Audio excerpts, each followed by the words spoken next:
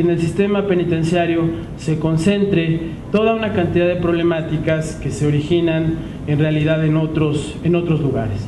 En el proceso penal, fundamentalmente, en un sistema penal que tenemos todavía muy inequitativo y que sigue montado en la premisa de que mientras más personas encerremos, menos delitos hay afuera.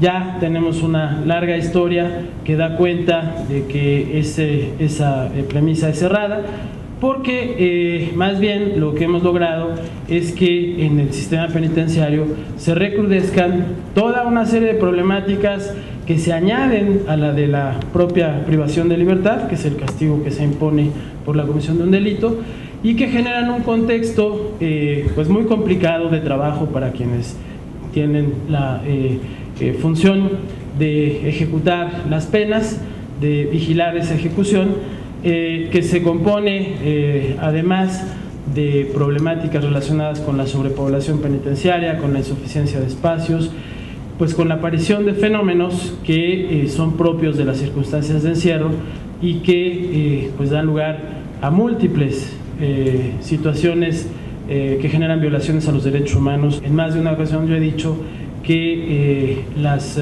prisiones en esas condiciones se convierten en bombas de tiempo. Y no solamente en términos de los riesgos de motines y otras violencias que se generan al interior de la institución, sino, por ejemplo, también en términos de salud. Ya hemos observado en otros momentos cómo epidemias se generan al interior de las instituciones penitenciarias y ocasionan una problemática muy grave para internas e internos, epidemias que a su vez están provocadas por carencias de un entorno sanitario favorable, ¿no? Agua, espacio físico. Un segundo tema que quiero plantear también tiene que ver con que desafortunadamente pesa sobre la población penitenciaria un prejuicio importantísimo, ¿no? Es decir, todavía existe la idea en la sociedad de que la gente que está o bien esperando proceso o bien cumpliendo una pena privada de la libertad es una especie de ciudadano de segunda o de tercera o de cuarta, ¿no? Que no merece que sean respetados sus derechos y que al contrario merece que la intensidad del castigo sea mayor. Es precisamente la situación de reclusión la que obliga a la autoridad penitenciaria a satisfacer primeramente esos derechos. Primero porque el derecho que se conculca con la privación de libertad, con la pena, perdón, es la privación de libertad, no la salud, no la educación, no ninguno de los otros derechos a los que las personas siguen teniendo o deben seguir teniendo acceso. Por lo tanto, se convierte en una obligación del sistema penitenciario garantizar ese acceso. Y hago referencia a la reforma en materia de derechos humanos y también a la reforma penal constitucional, porque lo que implica el cambio de palabra en el artículo 18, primero en la reforma de 2008, de readaptación a reinserción, y después la incorporación del tema de los derechos humanos también en el propio artículo 18, es que esa función de la reinserción hay que entenderla como una obligación de la autoridad penitenciaria de por lo menos buscar las medidas necesarias para que la persona que va a regresar a su vida en sociedad lo haga en una situación menos complicada que la que lo llevó a ese lugar.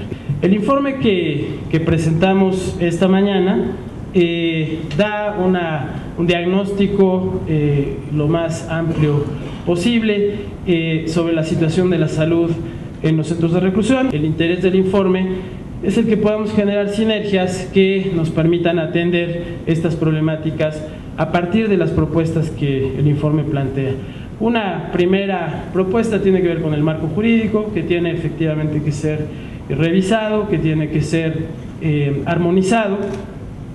Y una segunda propuesta tiene que ver con la atención que se brinda.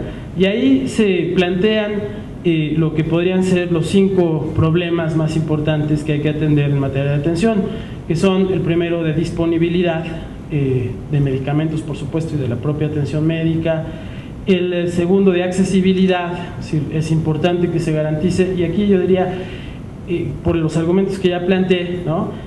la autoridad está obligada a garantizar la accesibilidad al 100% porque es población cautiva, ¿no?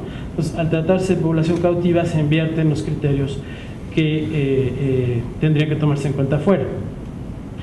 El tema de ética médica, que es fundamental, que me parece que se ha avanzado muchísimo desde el punto de vista formal y desde el punto de vista del cambio de actitud en las altas autoridades de la Ciudad de México en torno al tema de la discriminación, ¿no? Me parece que cada vez más tenemos en la ciudad claridad de que las autoridades han hecho un trabajo importante para abatir la discriminación.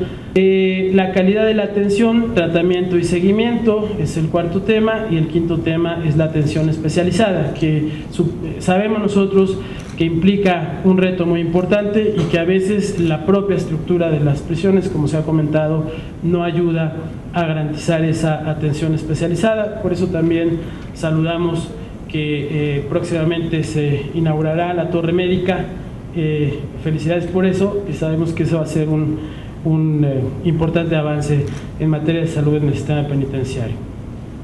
Y finalmente, el tercer gran rubro de propuestas se refiere a la prevención, que es importantísima por las razones que ya comenté, ¿no? Tanto la necesidad de elaborar diagnósticos precisos que permitan establecer la posible aparición de enfermedades al interior de las prisiones, la vigilancia epidemiológica, desde luego, y también la atención de inequidades, de aquellas circunstancias estructurales que dentro de la prisión generan condiciones para que estos problemas de salud se dificulten en su atención o en su diagnóstico.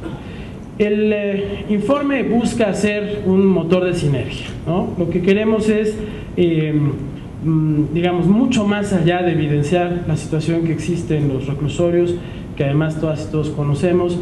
Aquí lo que tratamos de hacer es documentarla, pero mucho más allá que eso, lo que queremos es, junto con la Secretaría de Salud, con quien tenemos una amplia agenda, junto con la Secretaría de Gobierno y en especial la Subsecretaría del Sistema Penitenciario, con quien tenemos también una amplia agenda, hacer, digamos, de la intersección de sus dos agendas una en particular que tiene que ver con la necesidad de mejorar sustancialmente las condiciones sanitarias dentro de las instituciones penitenciarias.